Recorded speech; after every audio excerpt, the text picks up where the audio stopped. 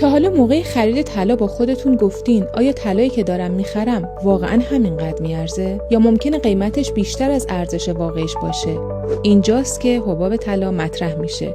چجوری باید بفهمیم طلایی که داریم میخریم چقدر حباب داره؟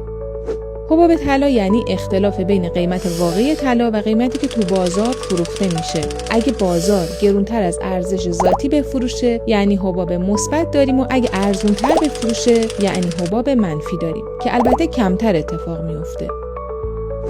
فرمول محاسبه حباب طلا خیلی ساده است و موقع خرید به راحتی میتونیم مقدارش رو تشخیص بدیم.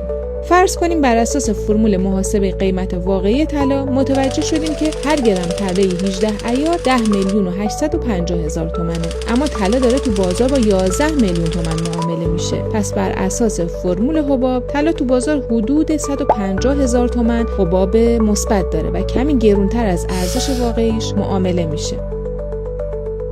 این حباب معمولاً به خاطر انتظارات تورمی، کاهش عرضه، افزایش تقاضا در مناسبت‌ها یا حتی اجرت و مالیاته که تو بازار دیده میشه.